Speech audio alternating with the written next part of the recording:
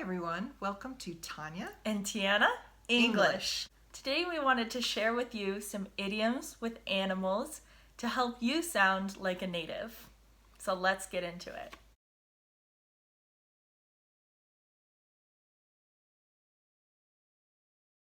So like Tianna said, we have 10 idioms, all of which have some sort of animal in them. And we're going to explain these to you so that you can sound more like a native. Let's get started. All right, so the first one we have today is straight from the horse's mouth. And this means like if you get some information or someone tells you something and it's directly from the source. So maybe you're talking about, I don't know, like apples. Horses like apples. Yes. And you're talking to someone that sells apples or grows apples. They know everything about it. So it's straight from the horse's mouth. Yes, and it doesn't have to be apple or something that horses like. Yeah. It can be somebody, for instance, one of my friends told me something, and Tianna doesn't think I heard that from Susie, let's say. And I'll say, yeah, I heard it from Susie. It was straight from the horse's mouth. In other words, I heard it from Susie. Somebody else didn't tell me that Susie said it. It was straight from Susie. All right. Number 2 is butterflies in the stomach. Or you might hear somebody say, I have butterflies in my stomach. This one means that we're a little bit nervous or maybe a little bit anxious about something. It's really common when people have to do public speaking or acting of any sort. Sometimes I get a little butterflies in my stomach. How about you? Yeah, especially when we used to have piano recitals. I would say I would get butterflies. Just shorten it. Yes. So in other words, if you have to perform, like Tianna is saying, she was performing the piano in a piano recital. Then before it was her turn to play the piano, she would get butterflies in her stomach. All right, and number 3 is cat got your tongue? Which when someone says that, they're basically asking, like, why are you so quiet? Or why aren't you responding to what I have to say? Does the cat have your tongue? And speaking of cats, number 4 is who let the cat out of the bag? So this is often used. It's anytime somebody tells something that is maybe a secret or something we're not talking about. So let's say that we were going to give a surprise birthday party for someone in our family and they found out about the surprise. I might say, who let the cat out of the bag? Yep. In other words, who told them that we were going to have a party for them? Now it's not a surprise. All right, the next one is, so number 5 is to cry wolf. And this means like if someone keeps saying that something happened and it didn't, and they say again that something happened and it didn't, then you might say they're crying wolf. Yeah, the next time they say that happened, it's possible nobody will believe them. There's actually like a whole story about it, right? Yeah, there's a story. You might look for the story. I think it's called The Little Boy Who Cried Wolf.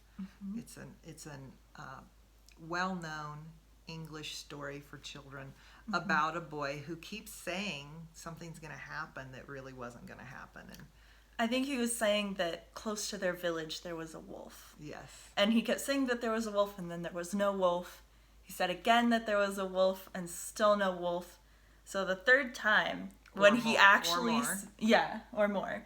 When he actually sees the wolf and he needs help, he says, there's a wolf, and no one comes to help him because they think he's lying.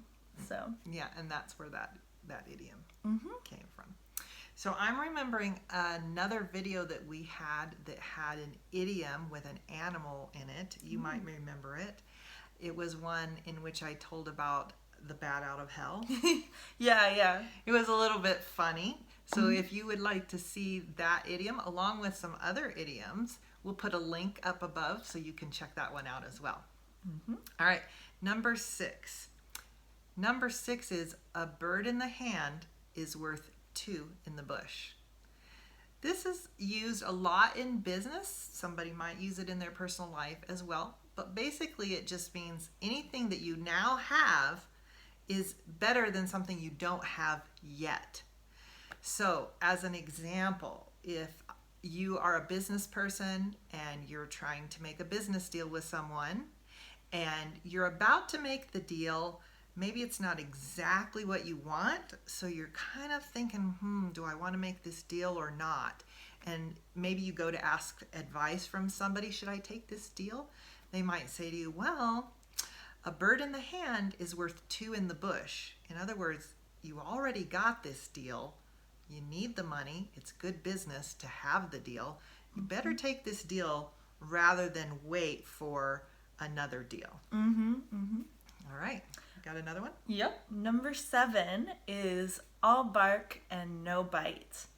And I think we actually used this one recently because I was saying that I was going to definitely make my sister drive all the way home, which was about a 3-hour drive. And my mom was like, whatever. Good luck with that. Yeah, and I said, nah, don't worry. I'm all bark and no bite, which means I'll talk and say whatever I want, but I probably won't actually make my sister drive all the way home. And in fact, I did drive most of the way. So, which is how I knew she was all bark and all bark and no bite. And sometimes people will say, "Oh, they're all talk too." Yes, that's very similar to that one. Exactly. Yeah. Number 8, fish out of water. You might hear somebody say, "Oh, I was really uncomfortable. I felt like a fish out of water." And that's basically what it means, is you're uncomfortable. If you think about it, if a fish is not in water, they're so uncomfortable they may not even live, which is maybe an exaggeration when somebody's using the idiom. They don't necessarily mean they're gonna die, but it may be a situation where they feel so uncomfortable. I feel like a fish out of water. Yeah. All right, and number 9 is similar, related to fish. It's, sounds fishy, which maybe it means it sounds kind of suspicious. Like, yeah, I don't maybe know you if shouldn't believe it. Yeah, I don't know if I believe that person. It sounds fishy. Or someone might even say, like, smells fishy or something, because, Yes. you know, smells very strong. So Same idea. Yes. Okay, number 10, to hit the bullseye. This one means you've done it exactly right. You did it great. It was awesome. So you did something and somebody says, you did a great job with that. You really hit the bullseye. That is an idiom that we might use to say that. We gotta say, we really hope we've hit the bullseye on this video with you. Let us know in the comments below.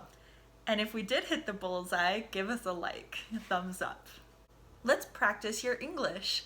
See if you can use one of your favorite idioms in a sentence and put it in the comments below. We'd love to hear which one was your favorite.